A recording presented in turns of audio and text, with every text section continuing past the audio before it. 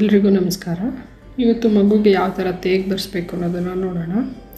ಒಂದು ಹಾಲು ಕುಡಿಸಿದ ಮೇಲೆ ಮಗುನ ಅಪ್ರೈಟ್ ಪೋಸ್ಚರಲ್ಲಿ ಕೂರಿಸ್ಕೊಂಡು ಒಂದು ಎಕ್ಸ್ಟ್ರಾ ನ್ಯಾಪ್ಕಿನ್ನ ಇಟ್ಕೋಬೇಕಾಗುತ್ತೆ. ಇಟ್ಕೊಂಡು ಜೆಂಟಲಾಗಿ ಬ್ಯಾಕ್ನ ರಬ್ ಮಾಡೋದು ಅಥವಾ ಜೆಂಟಲಾಗಿ ಟ್ಯಾಪ್ ಮಾಡೋದ್ರಿಂದ ತೇಗ್ ಬರುತ್ತೆ. ಇದು ಫಸ್ಟ್ ಮೆಥಡು.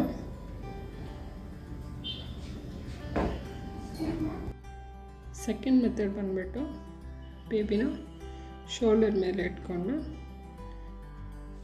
ಜೆಂಟಲಾಗಿ ಟ್ಯಾಪ್ ಮಾಡೋದು ಅಥವಾ ಬ್ಯಾಕ್ ರಬ್ ಮಾಡೋದ್ರಿಂದ ತೇಗ್ ಬರುತ್ತೆ. ತೇಗ್ ಯಾಕೆ ಬರಬೇಕು ಅಂದರೆ ಹಾಲು ಕುಡಿಬೇಕಾದ್ರೆ ಎಕ್ಸೆಸಿವ್ ಏರ್ ಕನ್ಸ್ಯೂಮ್ ಮಾಡಿದರೆ ಅದನ್ನ ತೆಗಿಲಿಕ್ಕೆ ಮಾಡಬೇಕಾಗುತ್ತೆ.